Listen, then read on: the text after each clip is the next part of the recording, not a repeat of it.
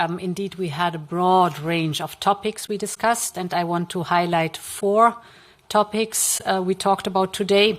The first one is the fight against climate change, the attempt to limit global warming, which we discussed intensively with António Guterres.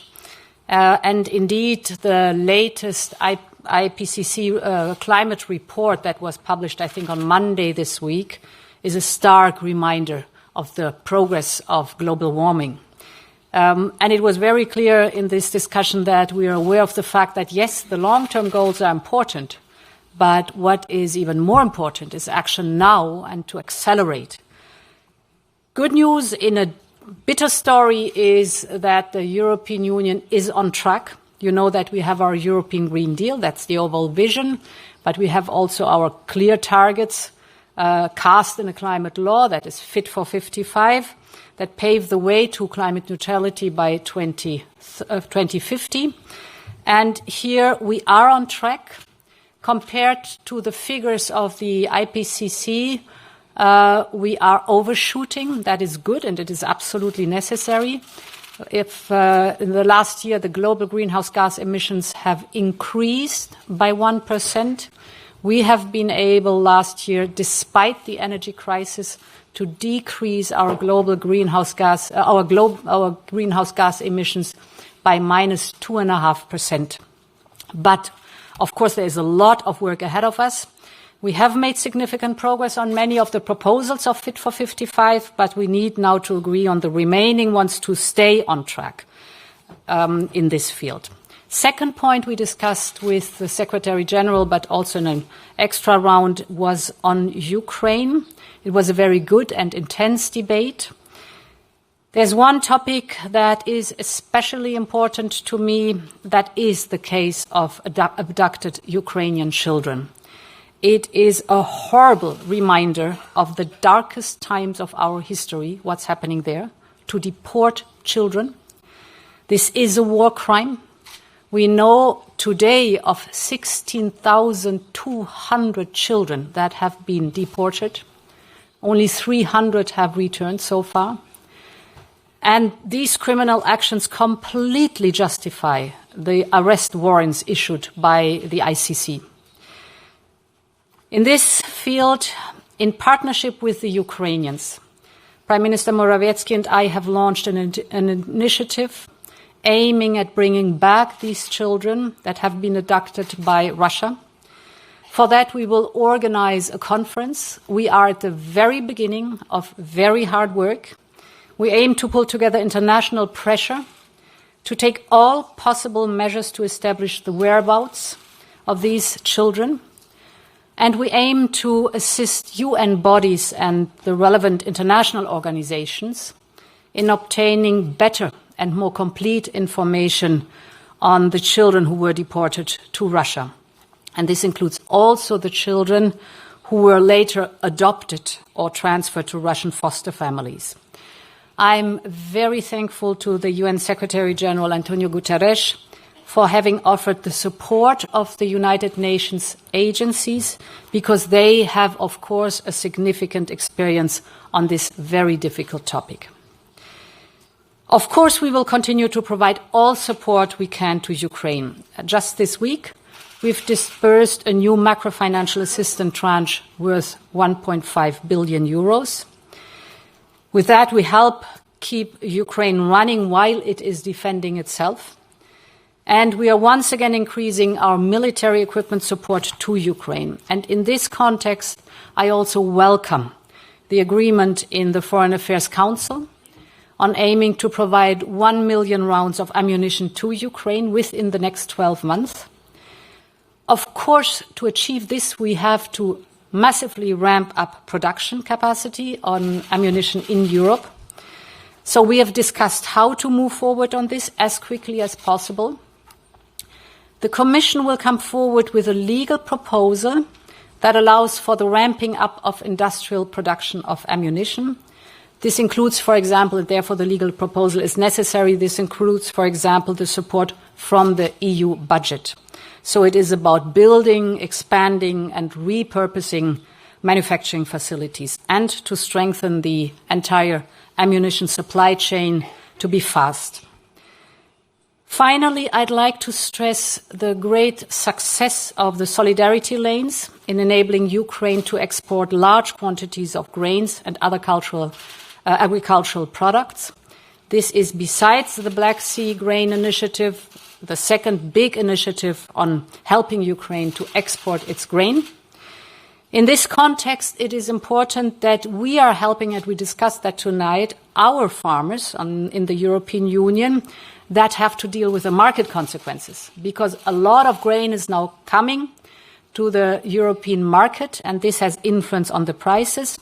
And therefore, those frontline countries that are helping the most with the solidarity lanes should not suffer then from disadvantages.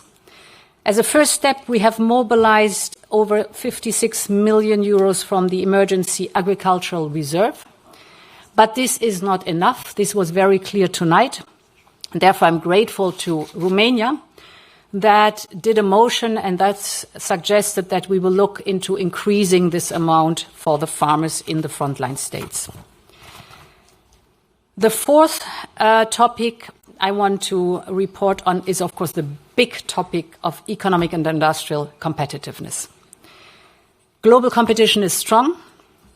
We have taken major steps to maintain our head start, and this in a very short amount of time. You all know about the Inflation Reduction Act. Through the discussions with our American partners, we have addressed key concerns. As you know, on leased electric vehicles, the United States now has agreed that European car makers get access to the US market and to tax breaks, like their American counterparts.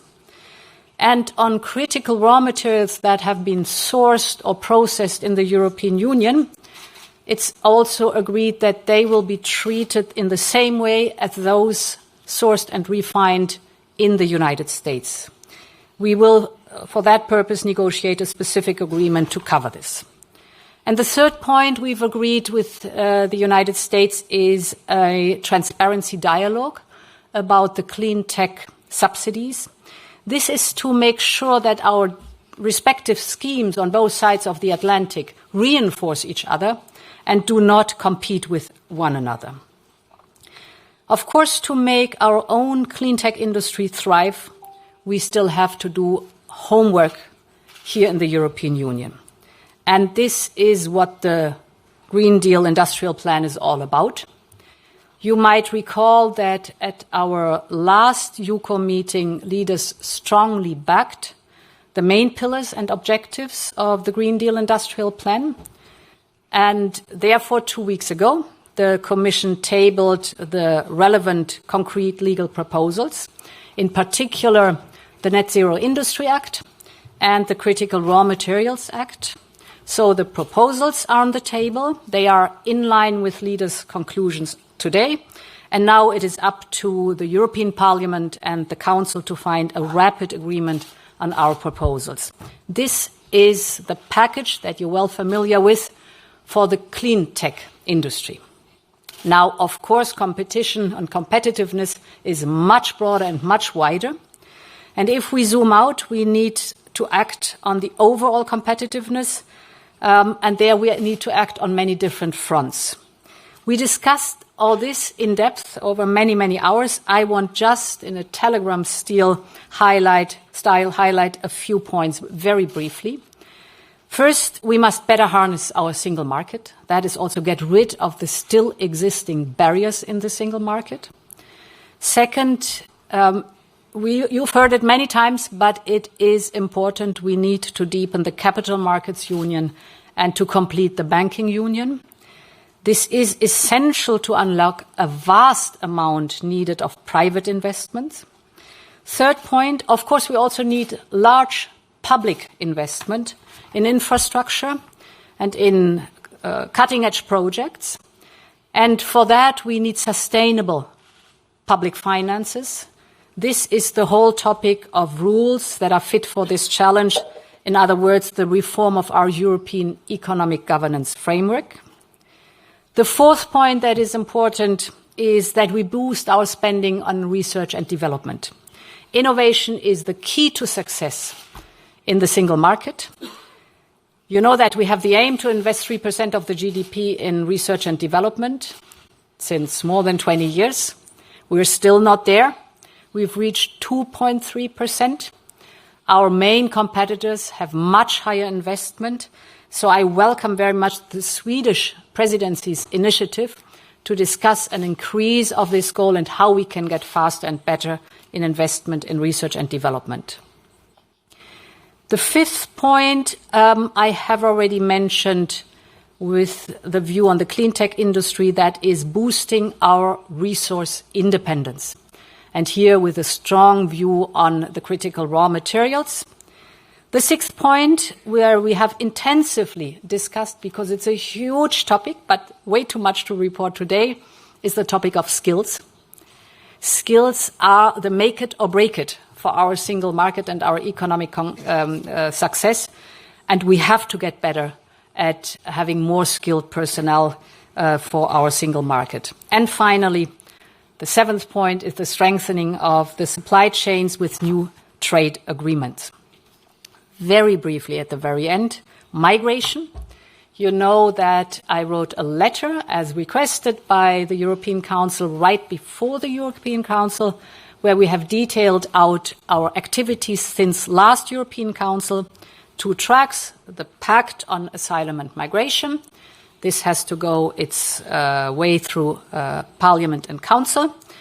And the operational measures. And here the focus was and is on first of all, working on strengthening the borders with Bulgaria and Turkey, launching 2 pilots projects on border management, how we deal at the border with migrants arriving, not only in Bulgaria but also in Romania, and to show the best practices of border management for fast asylum procedures or return procedures. We are reinforcing the search and rescue capacities of North African partners. This is being complemented by more efforts in the fight against smugglers. And we are also working with our Western Balkan partners, here mainly through Frontex, that has now deployed border guards in the region. And finally, we're intensifying the cooperation with third countries on return. I know it's a huge agenda, where I have been reporting on. Happy to answer your questions. Thank you, Madam President.